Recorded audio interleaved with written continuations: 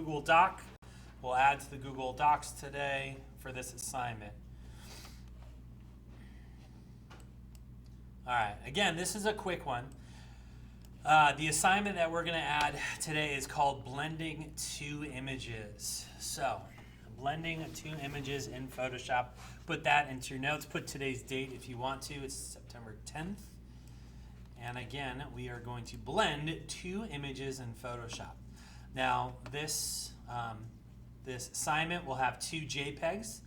Remember that when you download one of the pictures, you got to click on it, and then you have to click the three little dots and say open in new window. This is a review. We've already done this before. The reason that we open in a new window is that we get the option to download here, and you can download straight to your computers. And again, you want to get both of those files. So I have one file here and another file over there. Do you guys remember how we open a file up in Photoshop on the computers? Yeah. Yeah, drag into the icon, right? So I'm going to take this one picture, I'm going to drag it down to my dock, and now I'm going to find Photoshop and let it go, and there it is. It's in Photoshop. I'm going to do the same thing with the door knocker JPEG. I'm going to drag that one into Photoshop, and you're going to want to get both files. In Photoshop, when you have more than one file open, you have different tabs at the top of the screen right here. You can see I have one that says incense.jpg and another that says doorknocker.jpg. You can also click on the arrows. You see I've got a ton of files open from all the different classes that I'm teaching. So those are there for me. Now we're going to combine these two images. So we want them on the same file, right? And just from knowing our selection tools, you can use your lasso tool to draw a selection. Right? You could do that. Or I can use my marquee tool, the rectangular marquee tool, and and draw a selection around this. You want to select the image with a selection tool. So, in your notes, I want you to write down, open each image in Photoshop. Open each image in Photoshop. And then, using a selection tool, select one of the images. Using a selection tool, select one of the images. Again, you could use a lasso tool. I don't know why, but you could. You could use the marquee tool, a lot easier. It's totally up to you. I want you to do whatever makes you feel more comfortable. After we have this selected, I want to put it onto this file right here. So, I'm going to go to Edit and copy it. So that's your next step, is Edit, greater than sign, copy. That will copy this file, this image, everything that's selected. We're going to copy it. And my next step is go to the other image, and what do you think? Yeah, edit, paste. Write that down. Go to the other file and edit, paste.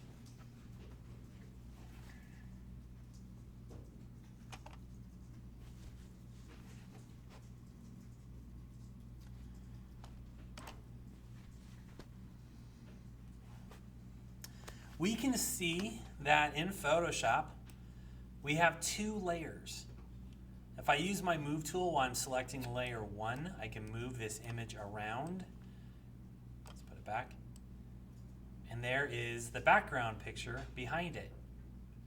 We're not going to move it.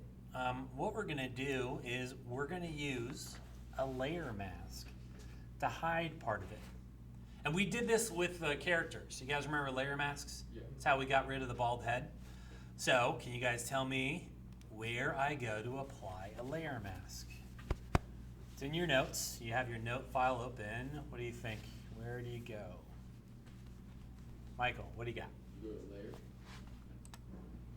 Right there, layer mask. There you go. And I put the drill on. Yeah. Okay. That's your next step. Is you're going to apply a layer mask to the top image. Apply a layer mask to the top image.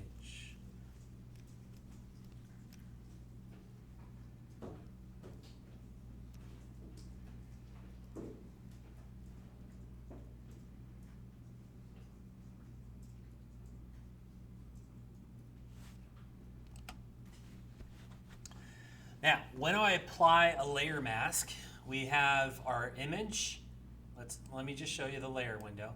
We have our image and we have the mask thumbnail. Now this is what hides part of your image. In fact, you know what? Let me hide this background layer completely so it's hidden from view. If I were to use my move tool and move this around, you would see there's nothing back there. It's totally empty space because I'm hiding that background layer. Now, with my paintbrush, remember with my paintbrush selected, I can go up here to change the size of the brush. I can change the hardness level of the brush. When I paint on this mask thumbnail, this guy right here, I click on it. And if I were to paint, it will hide the layer. It's not working. Why? Yeah, there you go. I was testing you guys. All right.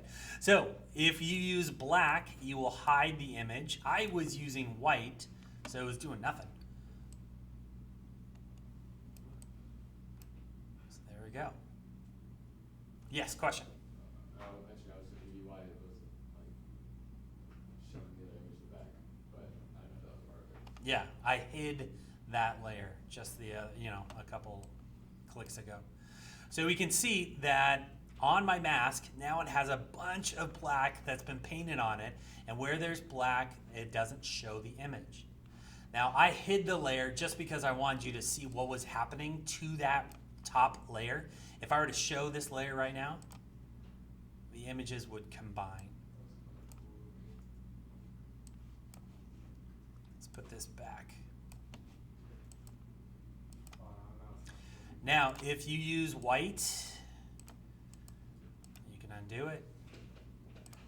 If you use black, you hide it. The key for this assignment is to use a large blurry brush, but if you use a hard edge brush, maybe it'll look cooler. I don't know how it could, but maybe it can. But I want you to experiment with the size of the brush and the type of brush. So, just try it out, the hard edge brush. Try out a small blurry brush. I don't think that works that great, but you could make it work. I don't know. But I want you to play around with the size of brush that you use and what part of this picture you're emphasizing and combining. And that's what I want you to do. This is a quick one. You should be able to finish this in about 10 minutes at most. I'll show you one last thing. Oh, wait, you didn't write anything down in your notes. The next step is what was the last one that you wrote? Apply layer mask. Okay, so the next step that you want to write down is with a large blurry paintbrush, paint with black to hide, paint with white to show. And I want you to complete this and come up with the best looking combination of these two images, okay? So paint with black to hide, paint with white to show. In order to turn this in, I want you to save this file, this completed file, as a JPEG. In order to do that, you're going to go up to here to File, and you're going to click Save a Copy. That's the last step. File, Save a Copy. Write that down. When you save a copy, you get a whole bunch of different file formats to save this as. I do not want you to save it as a Photoshop file. When you turn this file in, I want it to be a JPEG. So when you're saving as a copy, the format, you need to change this to say JPEG. Where should say desktop. You're saving on your computer on the desktop. And the file name should contain your last name, okay? So write all that down.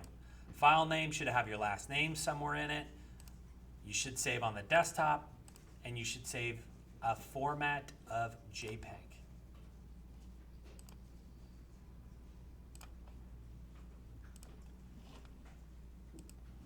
When you do all three of those steps, your final picture will be right there, and that's what I want you to upload to the assignment that I'm posting right now.